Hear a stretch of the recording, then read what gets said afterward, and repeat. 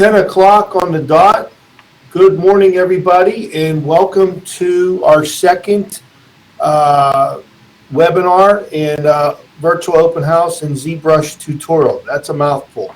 My name is Nick Tellada. I am the Director of Admissions here at the Dave School, so I want to welcome all of you to this morning's event. I think you guys are in for a real treat today. Very quickly, just to kind of give you an idea of what's going to take place this morning. The first half of the open house is going to be run by Mr. Michael Young.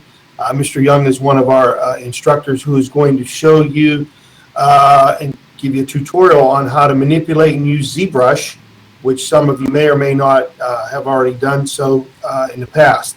ZBrush is one of the software packages that our students do use here as a Dave student, so I think this will give you a lot of great insight into the type of work that our students do here on a daily basis at Dave. After Mr. Young is done, I am going to take over the helm and I am going to give you a presentation on Dave, give you a little bit more information on the programs we offer, the classes you'll take, what you'll study and learn. And then I'm also going to show you examples of student work, which I think you'll find pretty cool. And then lastly, I'm going to give you, because I know we have a lot of folks who are still in high school, I'm going to give you a quick little thumb through on how to conduct scholarship searches and how to look for scholarships to help you with your education, whether you decide to come to Dave or go on to another institution. So if you have any questions as we go on, you can type them in at the bottom of the public chat box. I'll be fielding questions for my portion of the presentation at the end of my presentation. But without any further ado, I am going to turn over the controls to Mr. Michael Young.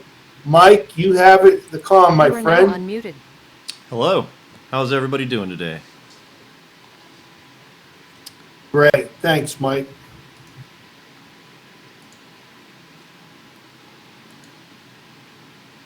I am trying to share my screen. It may take me just a second to get that up. No worries.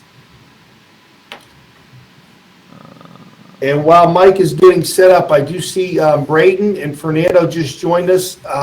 If you guys are still in high school, gentlemen, welcome, first of all. Just type in your grad year at the bottom of the public chat box. I would appreciate that. Oh, looks like Mike's ready to go. All right. So before we get too into this, I'll give you a little bit of insight into who I am. I am a VR developer for a company called Infinideck first. They developed the treadmill that, if you've seen Ready Player One, was used in that movie. It's a pretty exciting adventure, I won't lie. Prior to Infinideck, I've worked on feature films. Let me see if I've got... This is me. I've worked on a couple feature films. I've worked on countless number of television commercials. And I've worked on some video games. One of the biggest known video games that I've worked on is Lord of the Rings Online. It's my beautiful wife. And I am also a traditional artist. That's my pet squirrel. And I will show you a little bit of my work. So these are some of my paintings, some of my 3D models. This is some of my ZBrush, early ZBrush stuff. And for this little example that we're going to go through today, I'm going to use a free version of ZBrush called ZBrush Mini Core. It's specifically set up to give you the opportunity to just kind of sculpt a little bit and have the ability to 3D print it.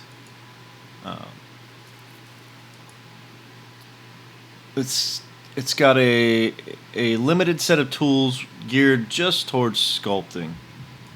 So we'll actually probably sculpt something similar to this, or kind of get something in that direction.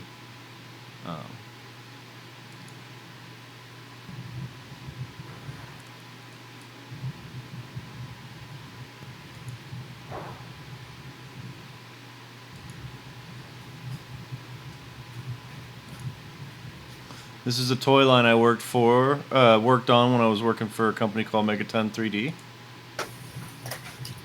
That That was all done in ZBrush, actually. It was those were fun projects.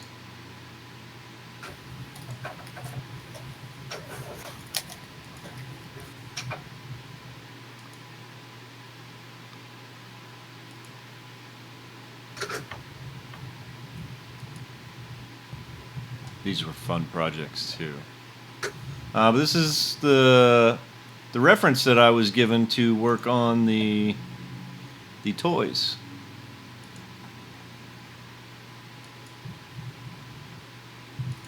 And this is how I broke them down for parts.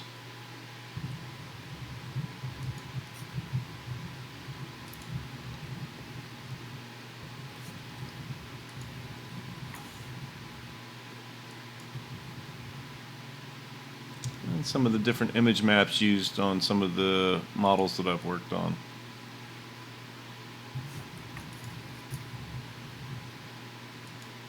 Alright. So that's who I am. Let's get into something exciting.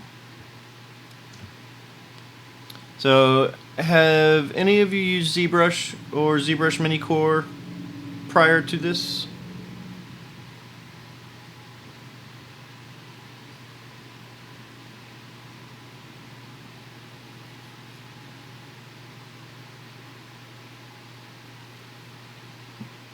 Right on. So, ZBrush is a little bit more feature-rich than this, but the interface is pretty much in line with this. There's a few more tools, but this should get you started and having some fun, I hope. So, at the top, we have a way to save files and open files. This little sphere with the arrow and the little cube with the arrow will open up or add a new piece of geometry for you. This little icon here, before we get too far into this, you can download ZBrush Mini Core for free. We should probably cover that first, huh? If you go to Pixelogic, and you might have to create a login. So we'll log in. Once you're there, you can select 3D software and go to ZBrush Mini Core. And I believe at the bottom, I think it's right here, you click to get started. And then you can jump into digital sculpting. Then it's going to ask you to please log in or register. So we'll do that. And then you can put in your information and try ZBrush. Once you hit the try ZBrush button, it should download or take you to the download. I'm assuming you could probably go straight to ZBrushcore.com as well.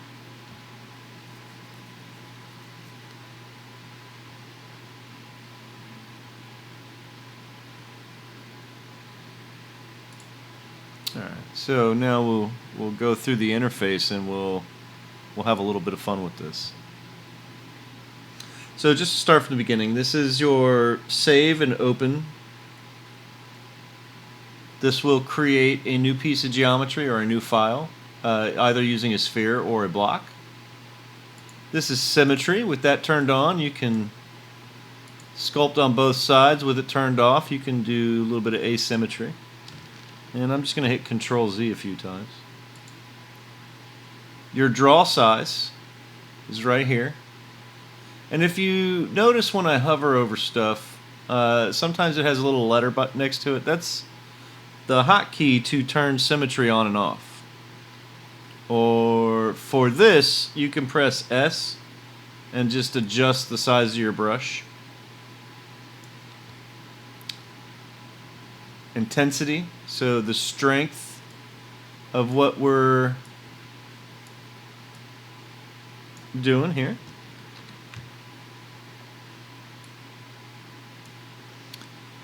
This will adjust the poly count of your model while you're working on it. This will export it to an image, and this will export it to an STL file if you wanted to 3D print it. This will take you to ZBrush Central. There's lots of neat stuff there.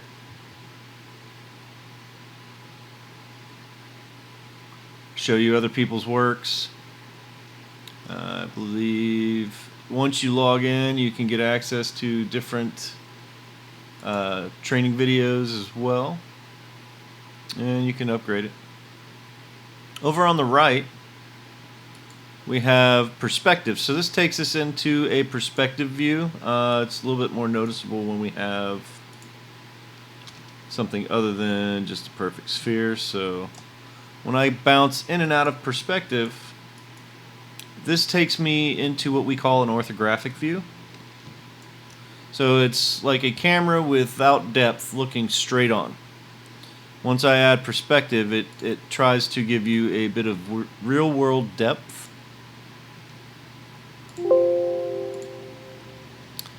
Below it is how you rotate on the axis. So right now I'm just kind of rotating on the Y.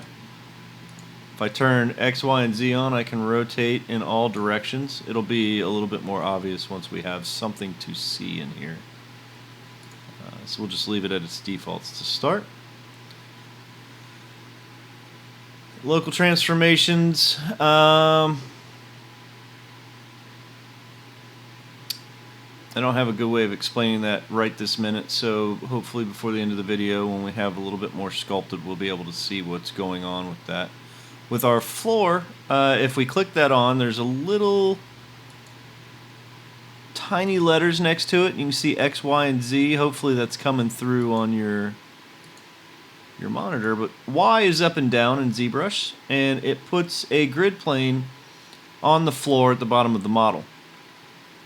X is left and right, so it'll throw that grid plane up on the side, and Z is up and down, so it's going to throw on, I'm sorry, Z is forward and backwards. I'm only going to leave Y on, but I'm not going to actually use the floor, so I'm going to turn that off. Now, if we are off-centered or we've rotated our model to a place where it's not on screen, we can either hit this frame button to throw it back into the screen, or we could hit F on the keyboard. Just below that are little buttons to allow us to move. We can zoom in and out, and we can also click. And I'm just clicking and dragging in the direction I want to rotate, left and right, or up and down.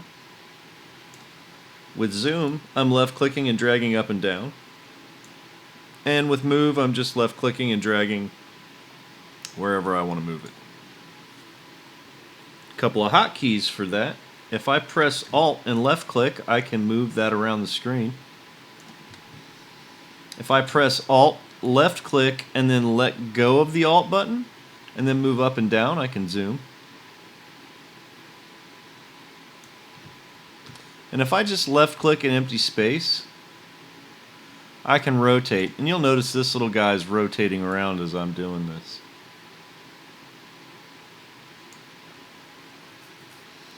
If I'm zoomed in on this guy and there's no space to grab it, I can grab it inside, like in this little border right here. And that'll allow me to rotate while it's zoomed in. But normally I'll just hit F and bounce back to somewhere where I can see what's going on, move to a new spot, and start working. This piece of geometry is made up of a bunch of polygons. You see there's quads and triangles here. And the way ZBrush Minicore works is by a thing called dynamic tessellation. As I draw, it creates new geometry. And depending on the brush I use, it'll adjust that geometry based on what's happening.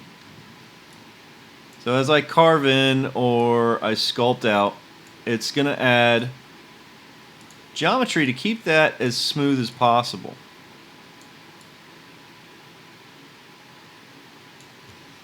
And the way it creates that geometry is going to be based on our draw size. make that brush a little smaller, and you can see that as I start getting into more and more detail, I get more and more geometry.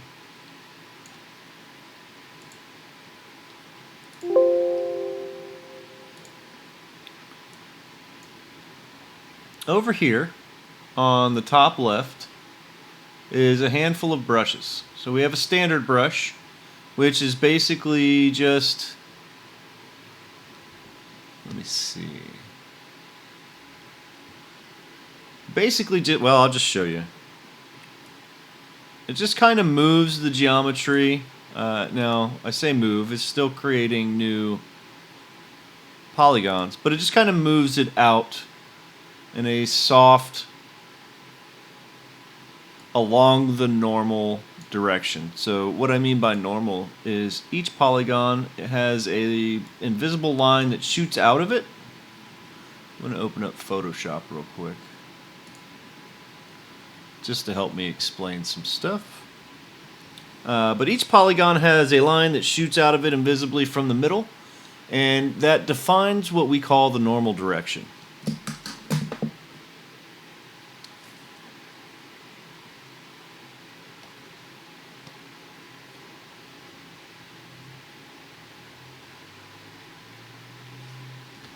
So if we have a polygon right from the middle, pointing outwards, is when I refer to normals, this is what I'm talking about. It's the normal direction of a polygon.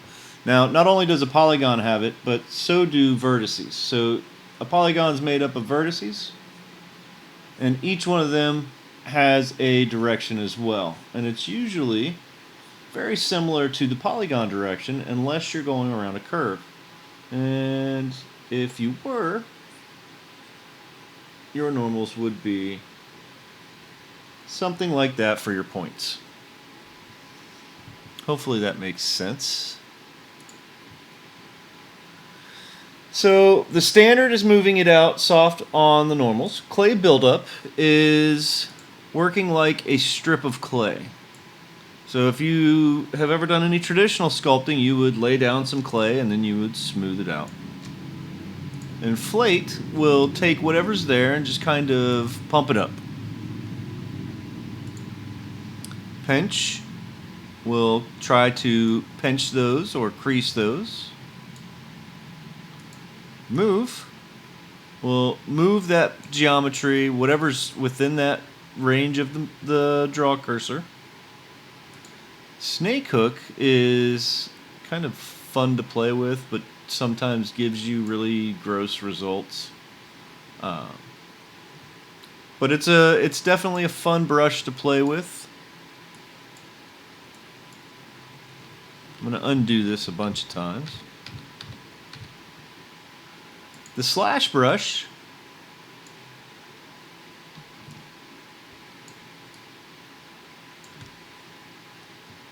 slashes, just a lack of words today. It basically kind of cuts into the geometry using a point, and then it kind of fades out on either side.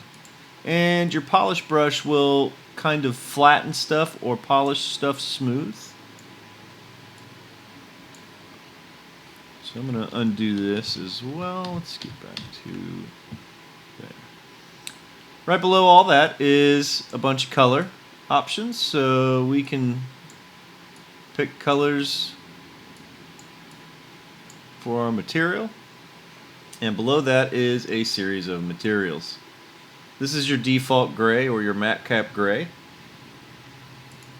This is the matte cap red wax material that most people have seen in ZBrush if you've ever used the full version.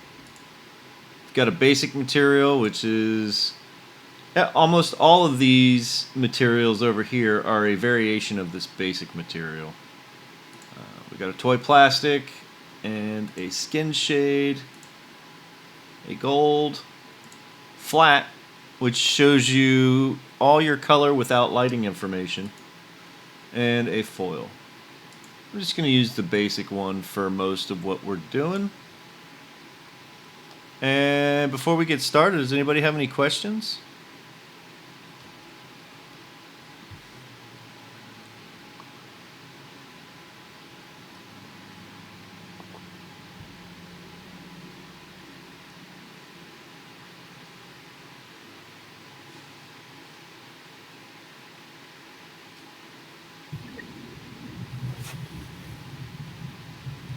So it depends on the brush that you're using. In ZBrush Mini Core, it's only smooth. So I'm going to go over a couple of hotkeys as well. This, well, the full version of ZBrush is used in the industry extensively. If you've ever seen any of the Funko Pop toys, that's an army of girls that are in my opinion, some of the best ZBrushers on the planet. They make some of the coolest toys. It's used very extensively in almost every movie you've probably ever seen with any kind of visual effect in it. It's widely used. But it's not the only one. It depends on the studios that you go to. I've worked for several studios over the course of my time in the industry. And currently, we use ZBrush and Blender and Unreal. I've worked for studios using Max and ZBrush, and I've worked for a bunch of studios using programs called Lightwave and Modo and ZBrush. So it really just depends on what studio you're at.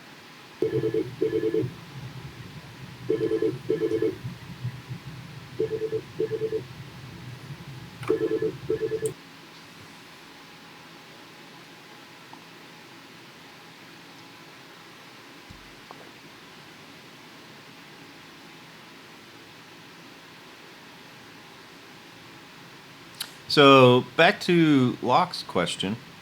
You still typing?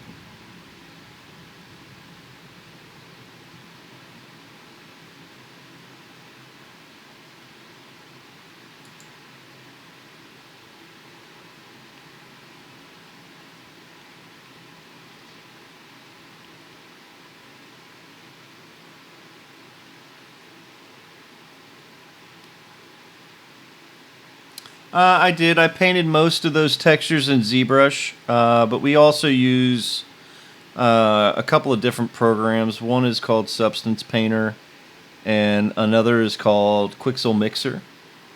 Yeah, a lot of the bigger studios do. A lot of the smaller studios use whatever they can get their hands on. Once you get into this industry, you find out that whether you're using Maya, Max, Blender, Lightwave, you just kind of switch between them because they all work pretty much the same. ZBrush is a creature all on its own.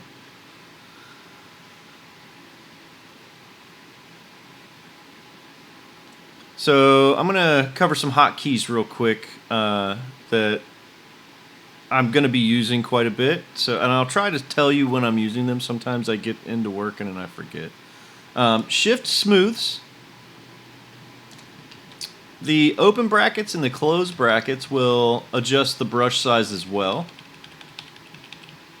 I don't know if you can see that. So I'm just going to hold the open bracket or hold the closed bracket.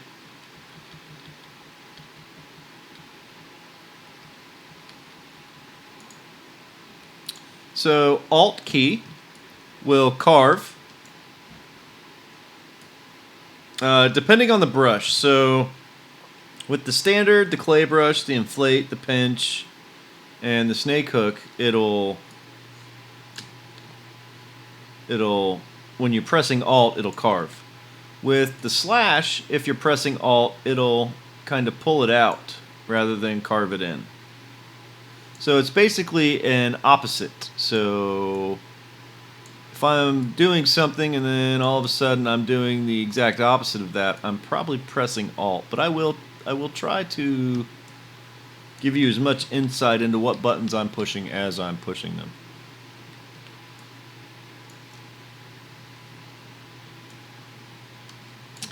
I'm going to always look over here to orient myself. Now, while I'm rotating, let me turn this on so we can see. If I press Shift, it'll snap to a view. So as I rotate in a direction, if I need to be at a perfect left or right or straight on, I start my rotation, then I press Shift, and then it can snap me into that particular view.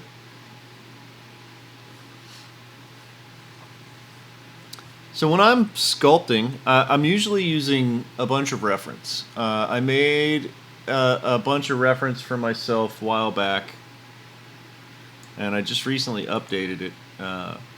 So for my ears, I always reference my ear stuff. Like, I can never remember these words.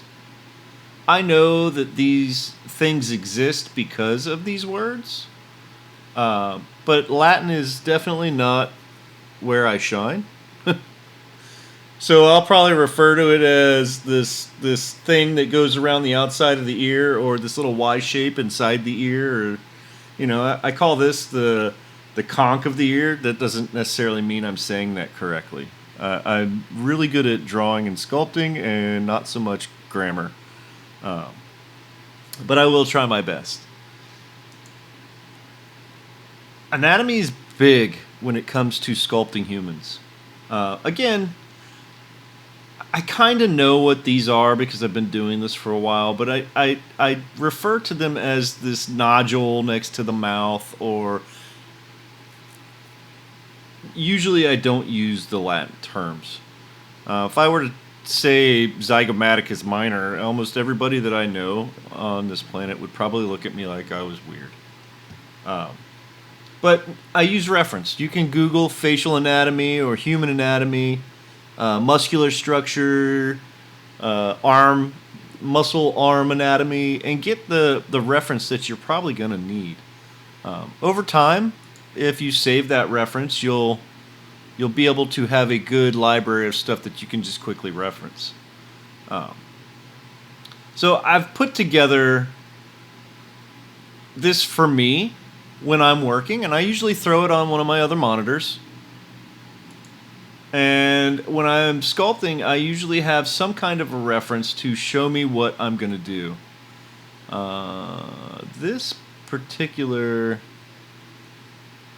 reference I actually used for this guy. So that was how that guy came about.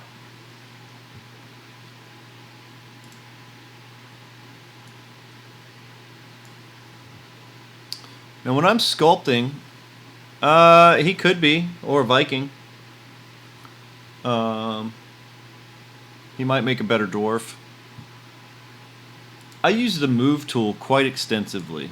And in the beginning, I'll use a big brush, and I'll just kind of pull my face shape out. And I'll work, as we like to refer to it, in a big to small fashion. And I'll do as much as I can, and then I'll start reducing my brush. I'll pull out a chin or a jaw. Now he's kind of wide-faced, so maybe I'll go back up with a big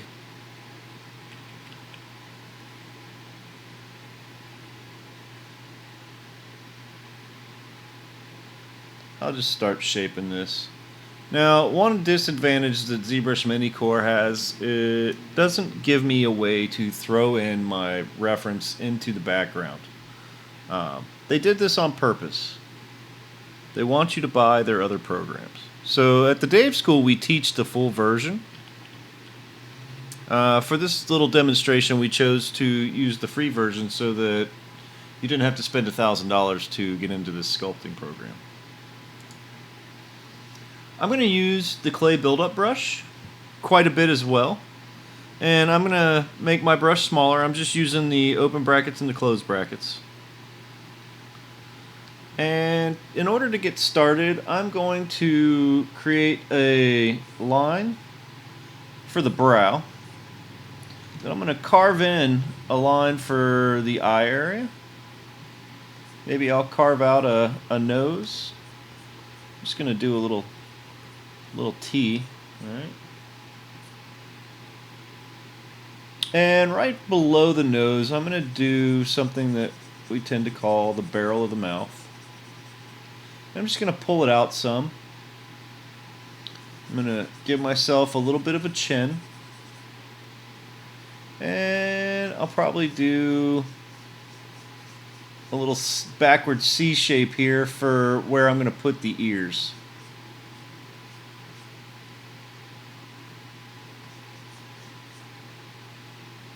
And that'll give me a good start. Now, the ears usually, the bottom of the ear lines up with the bottom of the nose, the top of the ear lines up with the top of the eyes or the bottom part of the brow.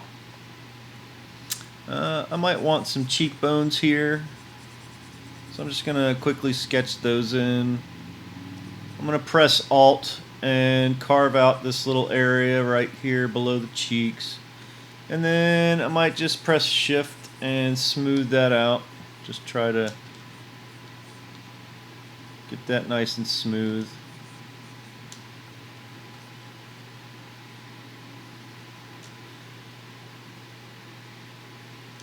With this barrel of the mouth, I'm going to switch to the slash brush. I'm going to make my brush a little bit smaller, and I'm just going to press Alt. I'm sorry, not Alt. I'm just going to carve in and get that crease for the mouth. Now I'm going to press Alt and carve that top part of the lip. Right here for the bottom, I'm just going to press Alt, kind of carve that out, and then just give myself a crease for that. Lip's not right, so I'm going to switch over to my clay brush, and I'm going to make that a little bit more full.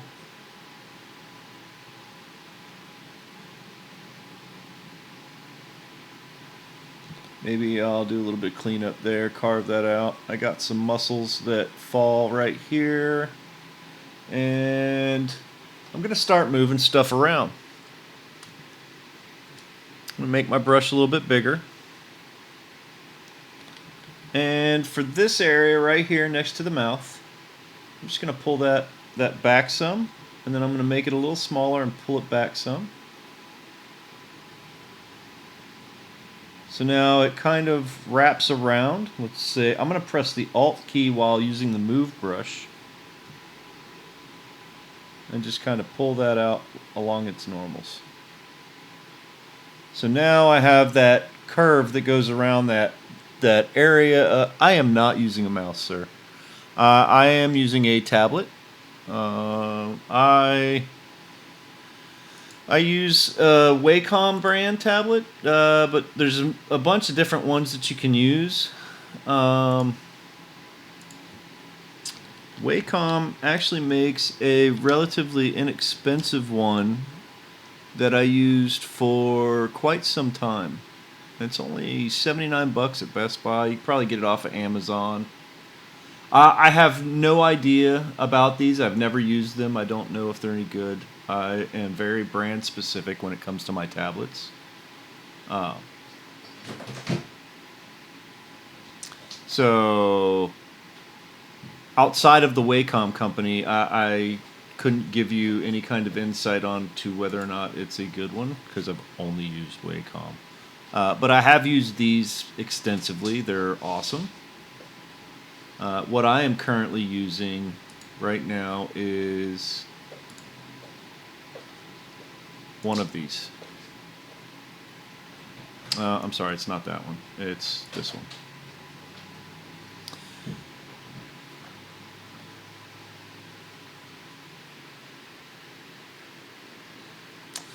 I mean, having a fundamentals of art is definitely going to help you.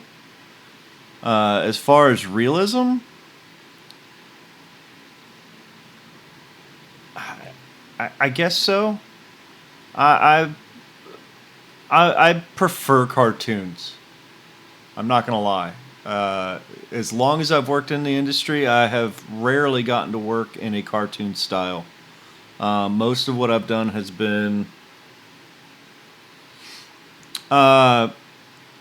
thank you for that, Fernando. That's another good option. I actually do know somebody that has a Huon. I don't know if I'm saying that right. But being well-versed in as many styles as possible is probably going to help you. Realism, at its core, is going to be how cartoons are made. If you understand how real anatomy works when you're making mythical creatures in movies and games, they kind of have to work like they would. So having an understanding of realism is going to help you make those fantasy things.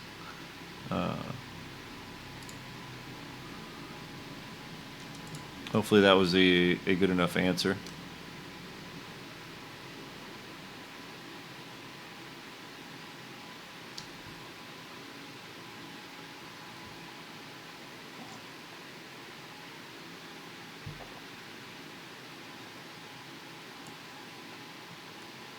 While we're talking, I'm going to continue to sculpt away at this guy.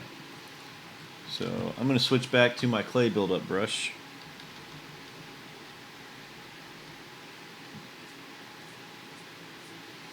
And I just carve away at this dude until he starts to look the way that I want him to. Again, I should probably be using some kind of reference except for this.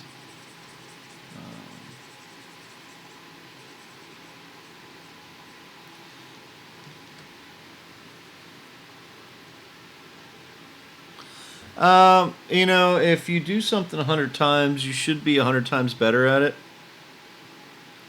I did not ever intend to be a realism artist, and I kind of fell into that category. I had a few tasks where I had to do some realism, and it came out pretty good, so they kept making me do it. Again, all I wanted to do was cartoons, and in the end, realism paid the bills, so I kind of stuck with it. And I'm not going to lie, I enjoy it now. It's fun to see something match my reference. But when it comes to realism, reference and anatomy is key. Whether you're drawing it or sculpting it, or just modeling it in a different program. So always have a good chunk of reference. I'm not gonna lie, I personally don't use Maya very often, but the 3D program that I would use would, let me rephrase myself. Yes, you would use reference in Maya. You would, the way you model it is probably a little different, because it's all a polygonal based model.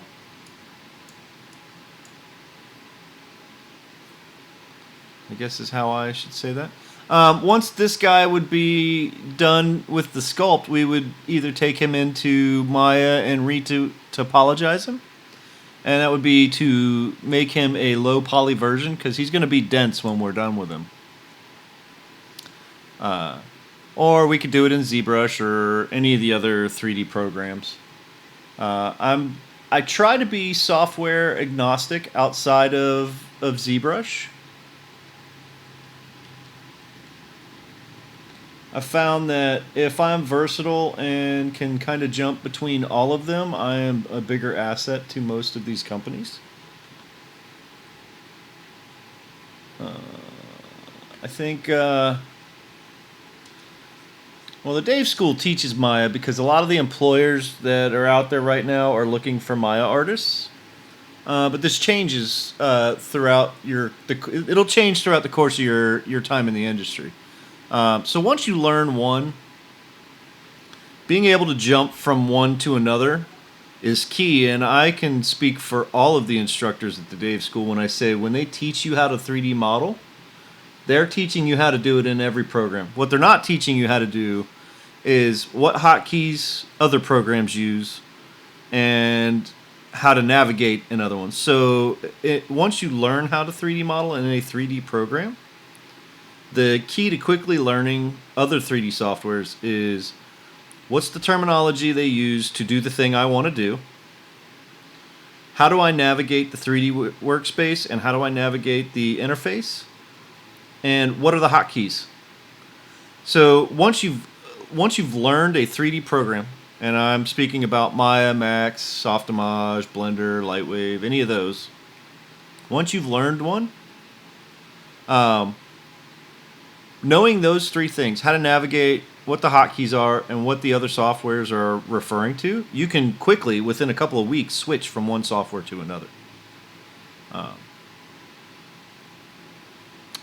thing I truly never understood, what exactly is retopo? So retopo is where you take this mesh that is just a super dense cluster of polygons, and you re-topologize it, or you redo the topography so that it's animatable. Let me see. I might have an example.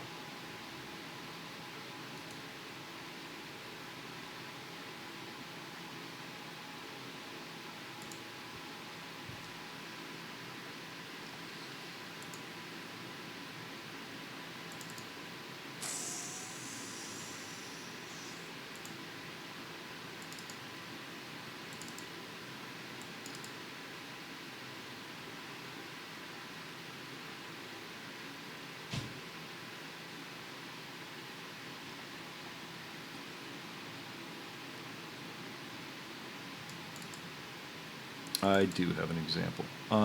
It's not in Maya, so forgive me for a minute while I locate it.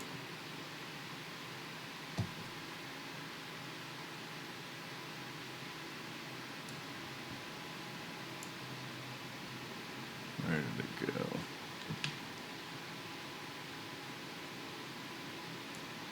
Too many screens. All right.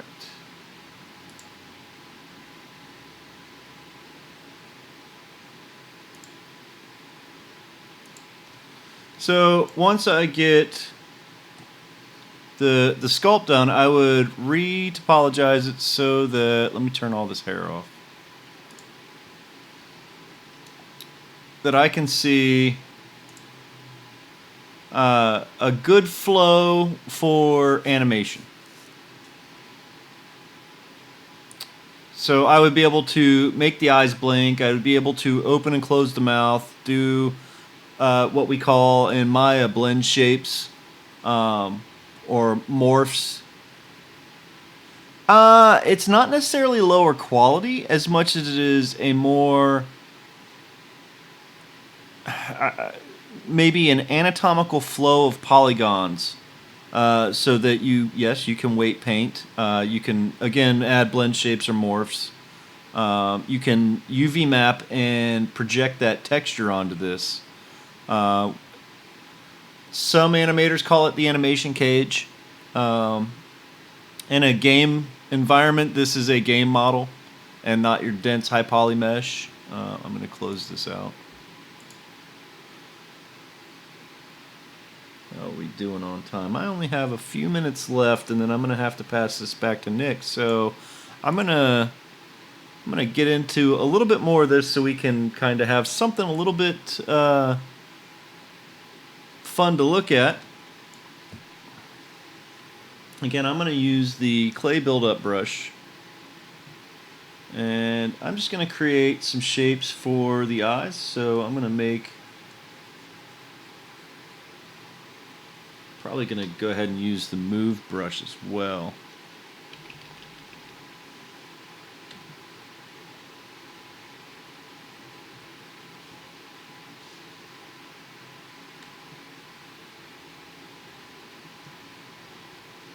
And then I'll go back to my clay buildup brush because I use this brush a lot. And from here I might make my brush a little smaller, and let's say I want some eyelids, so here at the bottom maybe I'll do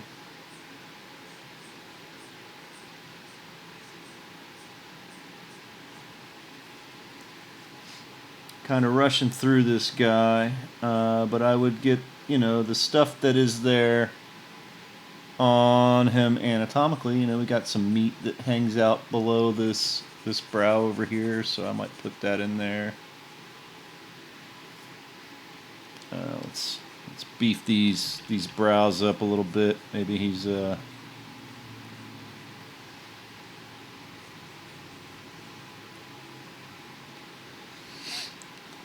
Maybe get this ball of the nose in here.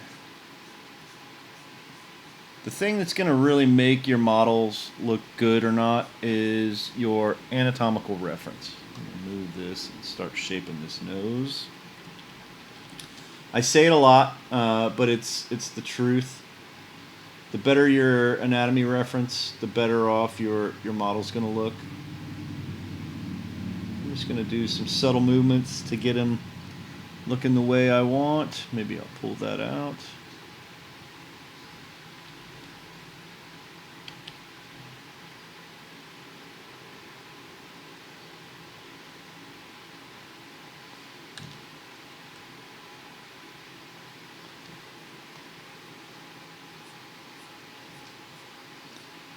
Do this muscle that comes down around here and around the face. Maybe we'll carve in with this slash brush, and I want a smaller brush.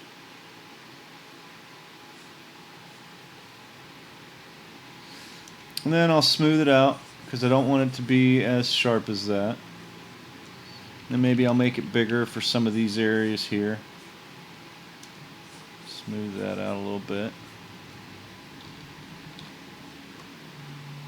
I want some geometry right there that's not all funky, so I'll brush that in a little bit. And maybe for this nose,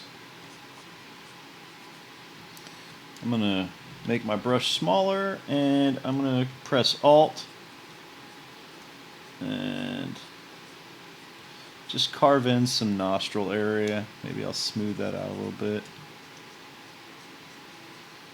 And the nose comes around like that.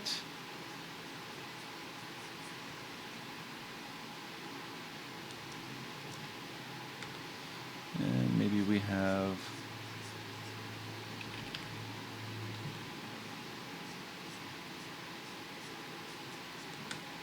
that area for that dimple below the nose. I don't know what that's called. I'd have to reference my art to know that it's the philtrum.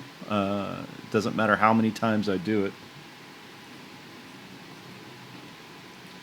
And I know that there's a bit of meat and muscle and fat that comes off the lips right there, so I'll just keep bulking them out till I'm happy.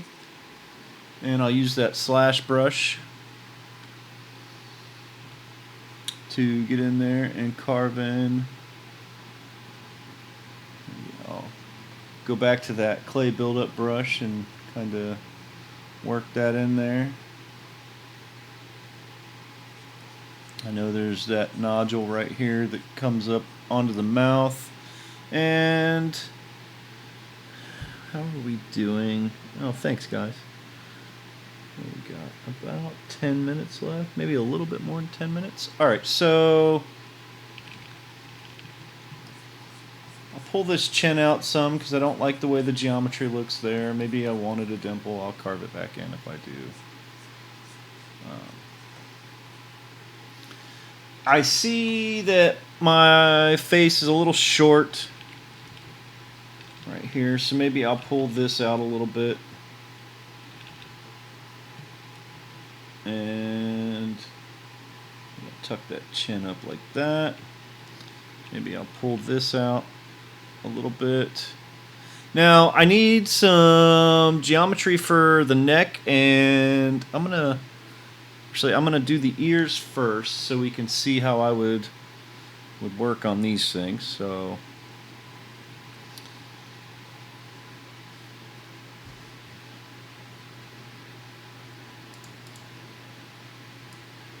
just so you know, I'm actually using reference. I'm going to actually do some moving, so I'm going to pull these guys out from the side. Make sure I'm on the right brush. And I'm just going to kind of nudge it because I don't want to make all of this come with it. So once I get it to a certain spot, I can start moving it around. And then I'll go back to that clay buildup brush And let's smooth that out a little bit.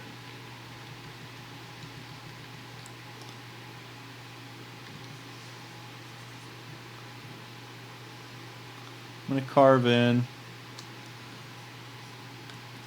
smooth out, and then right through here, I'm going to start carving in that helix of the ear, or that outer part of the ear.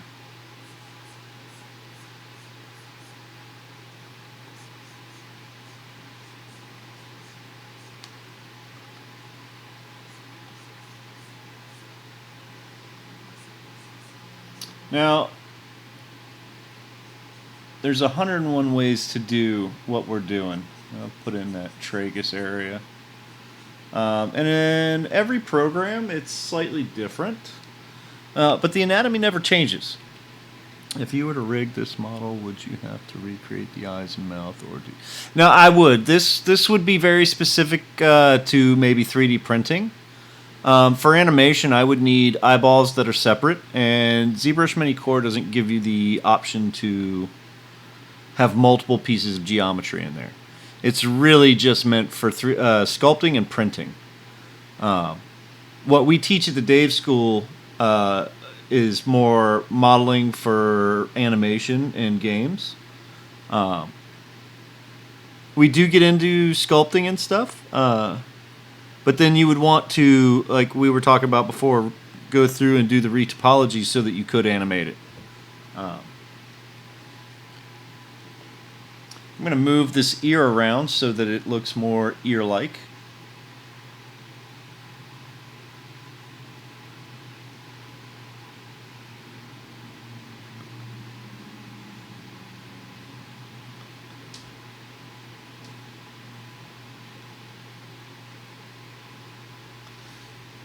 And let's get into...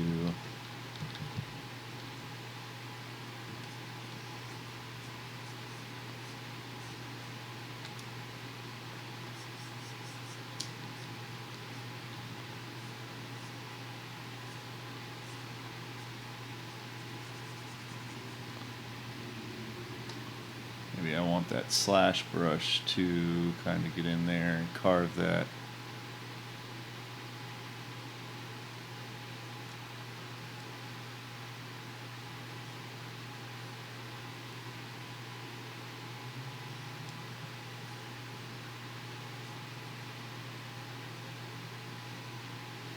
I'll go back in with my clay buildup brush and maybe remove the stuff that I don't want that I kind of created by pulling it out. And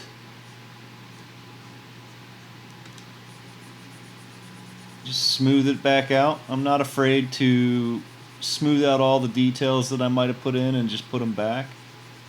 That's kind of part of the process, actually. I'm going to move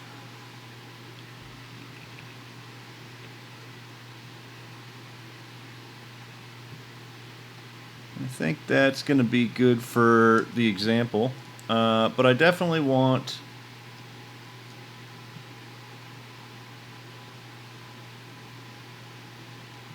a neck for this guy. I'll turn my perspective off so I can see it. There is the difference between perspective and not having perspective. So when you're modeling, you kind of want to have perspective, but if you're working from orthographics from time to time, you would need to bounce into an orthographic view.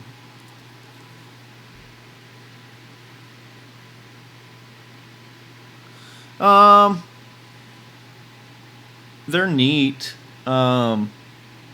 If your plan is to 3D print stuff, then maybe.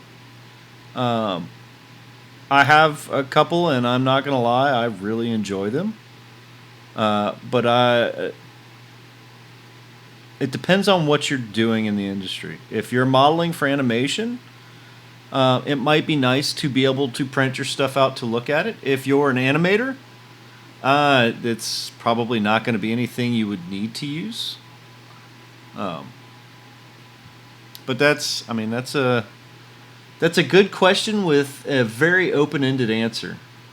For the most part, if you're working in film, television, or game, you probably don't need one. If you're working in toys, you might want to print your stuff out and see how it looks in real life. If you're nerdy like me, you probably just want one.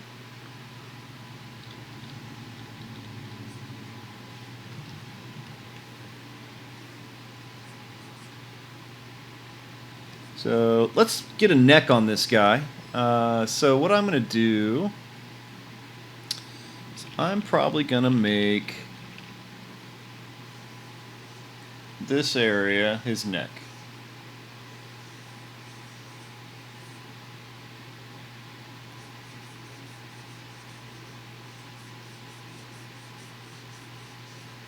So I'm basically just going to sculpt out a little bit of an area so that I can grab onto it.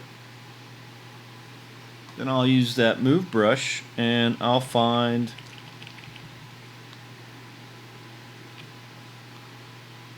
I don't want to mess with the rest of him too much, so I'll just pull it out.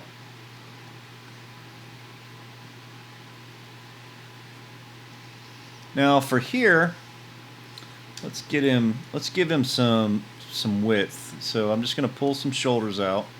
Okay. Hello?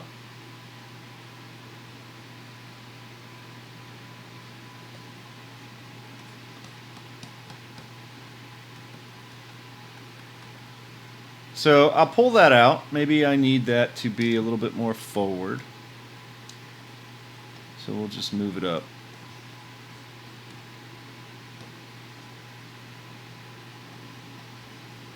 And then to make this not look weird and gross, I'm going to sculpt in this meat that's here underneath the chin. So like the vocal cord, the voice box, all that area. I'm gonna carve in a little bit here, and we'll fix this neck.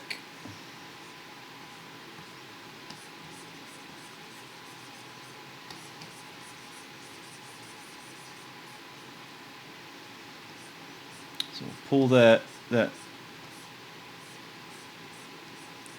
cluster of muscles that ends up being the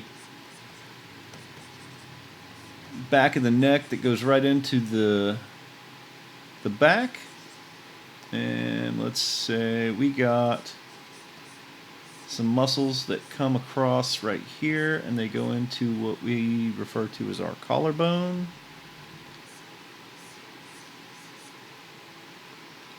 And then I'm just going to pull that right out. And maybe smooth it out. Now, I'm rushing through it. I would spend way more time refining this, making sure my geometry's in the right spot.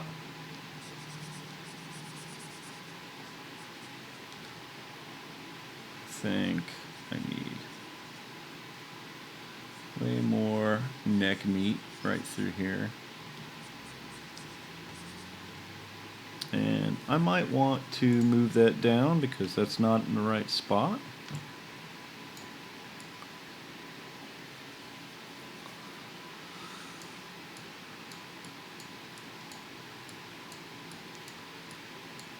I think. And I've got all these little wobbles in here, so I'll just kind of tweak them out a little bit. I think I want that to be a little more forward, maybe like that.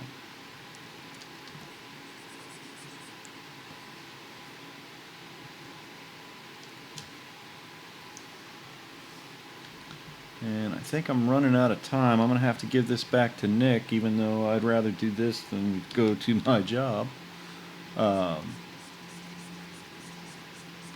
Try to carve this out, make it look a little bit more natural. Hopefully you've enjoyed this presentation. I had a fun time hanging out with you.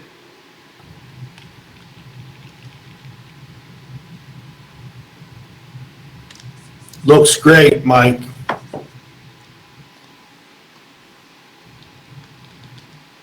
Carve in that little dip right there. Get some collarbones coming out of there.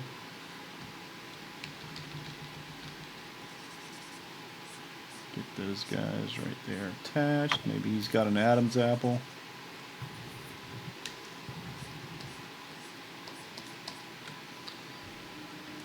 And folks, while Mike is wrapping up, just a reminder, we will be sending you out a link to his recorded presentation, portion of the presentation today. So once Mike gets that to me, I'll send that out to you folks. That way you can kind of walk through exactly what he shared with you today. But as always, Mike does a fantastic job. And, this is the type of work that you'll be able to create and do as a Dave School student. Once he hands me over the comm, I will then get on to the second part of the open house, and that's just general information about the Dave School. Thank you very much for giving me an hour of your time. I think I ran over a little bit of the time that I was supposed to. It was a pleasure, and hopefully I get to meet you in the future. Nick, thank you very much, and I will process this video and have it to you by tonight, sir. Mike, thanks again for all your help. I really appreciate it. Have a great holiday too, sir. I'll be in touch. Yes, thank you very much, and the same goes to each and every one of you. Have a great day. Yes, sir. All right, so now we're going to go on to the second part of today's presentation. For those who signed in after we started the event, if you're still in high school, if you could just please